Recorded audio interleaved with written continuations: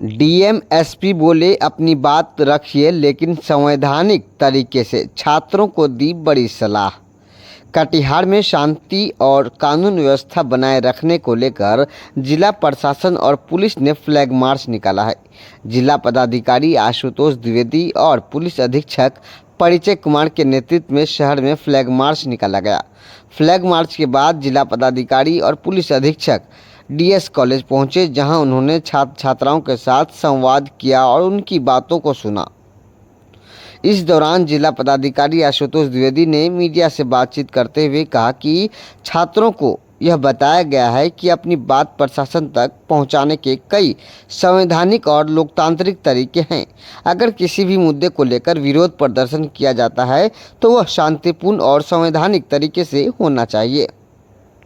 उन्होंने कहा कि जब भीड़ का फायदा उठाकर कुछ असामाजिक तत्व सरकारी संपत्ति को नुकसान पहुंचाते हैं या गैर कानूनी गतिविधियों में शामिल होते हैं तो ऐसे लोगों की पहचान करने में प्रशासन को काफ़ी कठिनाइयों का सामना करना पड़ता है। हालांकि ऐसे मामले में प्रशासन द्वारा कड़ी कार्रवाई भी की जाती है। जिला पदाधिकारी और पुलिस अधीक्षक ने छात्र छात्राओं से अपील करते हुए कहा है कि वे अपनी पढ़ाई पर ध्यान दें और अपना भविष्य को बेहतर बनाने की दिशा में आगे बढ़ें।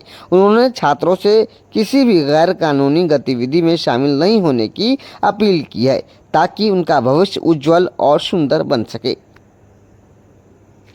डीएस कॉलेज ग्राउंड में छात्रों से बात क्या? देखिए, जो छात्र हैं यहाँ के, जो बोनाफाइड छात्र हैं, जो सच में अच्छी पढ़ाई कर रहे हैं, उन लोगों के साथ हम लोग संवाद कर रहे हैं कि वो किसी भी तरीके की जो इलीगल एक्टिविटीज़ हैं, जो गैर कानूनी गतिविधियाँ हैं, उसमें लिप्त ना हों, जिससे कि उनका भविष्य सुरक्षित रहे, उनका भविष्य उज्जवल रहे। हम लोग को भी यही बताया गया, जैसा हम लोग पहले भी कह रहे थे कि अपनी बात रखने के बहुत सारे संवैधानिक तरीके हैं, बहुत सारे वैध तरीके हैं, उन तरीक़ों से अपनी बात रखी जाए। किसी भी इलीगल एक्टिविटी में इन्वॉल्व होना या पब्लिक प्रॉपर्टी को तोड़फोड़ करना, सरकारी संपत्ति को नुकसान पहुंचाना, इस टाइप के काम में जो भी लोग लिप्त होंगे उनके खिलाफ कड़ी से कड़ी कार्रवाई की जाएगी और की भी जा रही है। इसी विषय में हम लोगों ने बच्चों से संवाद किया। बच्चे बहुत उत्साहित थे। अधिकतर बच्चे ऐसे थे जो इस बात को खुद मान रहे थे कि उन लोग को ऐसा कोई गलत काम नहीं करना चाहिए। जिन लोगों ने ये सब तोड़फोड़ किया है वो लोग खुद कह रहे थे कि उन लोगों ने गलत किया है। कई बच्चे ऐसे थे जो बहुत सारे एग्ज़ाम्स दे रहे हैं, कुछ ने एग्ज़ाम्स के कई चरण क्लियर भी कर लिए हैं। तो ऐसे लोगों के साथ मिल करके हम लोगों ने संवाद किया है ताकि उनके अंदर एक कॉन्फिडेंस रहे और सिस्टम के प्रति, और जो बदमाश लोग उनको भी संदेश ये जाएगा कि किसी भी तरह की जो इलीगल एक्टिविटीज़ को बख्शा नहीं जाएगा। हम लोग लगातार स्थिति पर नज़र बनाए हुए हैं। फोटोग्राफी, वीडियोग्राफी के माध्यम से चप्पे चप्पे पर नज़र रखी जा रही है। कल भी हमने और एसपी साहब ने संयुक्त रूप से फ्लैग मार्च किया था।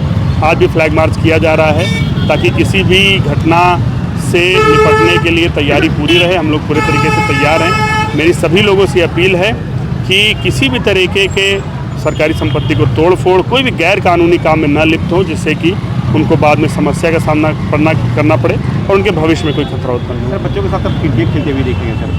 देखिए, बच्चे बहुत उत्साहित हैं। उन लोगों ने बहुत अच्छे से हम लोग की बातों को सुना, उन लोगों ने अपनी भी बातों को रखा और सभी इस चीज़ से मान रहे थे कि हाँ, ये जो भी लोग हैं उनको अपना जो वैध तरीके उनके हिसाब से अपनी बात रखनी चाहिए। कुछ बच्चे वहाँ क्रिकेट भी खेल रहे थे, उन लोगों ने बोला क्रिकेट खेलने के लिए, तो हम लोग भी क्रिकेट खेले।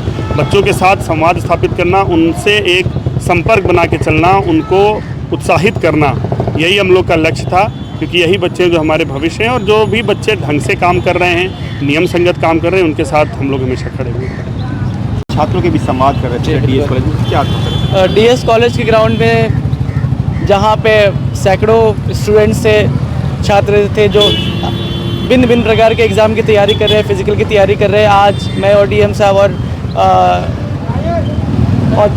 तमाम पुलिस ऑफिसर्स वहाँ पे गए थे। बच्चों के साथ वार्तालाप हमने किया, उनसे संवाद स्थापित किया, उनको अवेयर भी कराया, उनकी जो बातें थी उन बातों को भी सुना।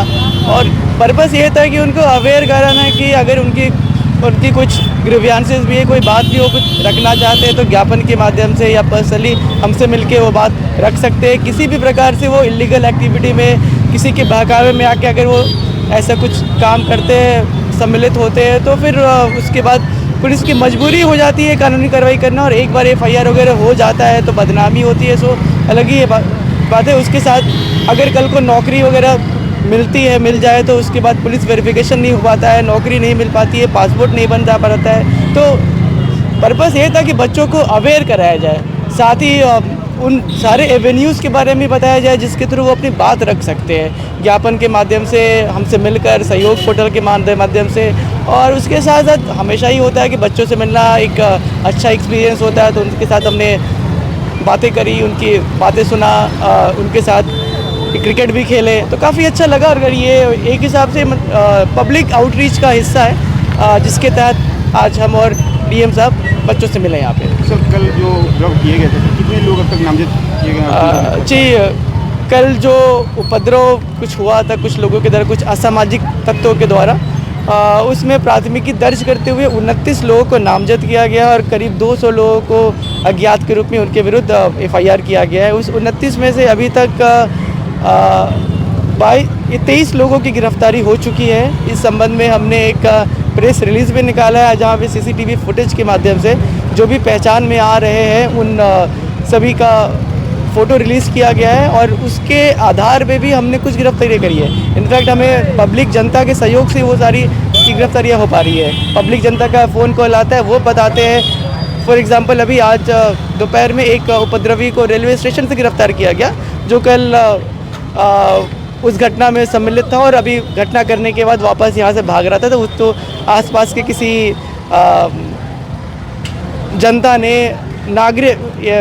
वैसे नागरिक जो कानून को मानते हैं, नियम कानून को मानते हैं, उनके द्वारा हमें इन्फॉर्मेशन प्रोवाइड किया गया और उसके आधार पर उसकी गिरफ्तारी हो पाई। जी।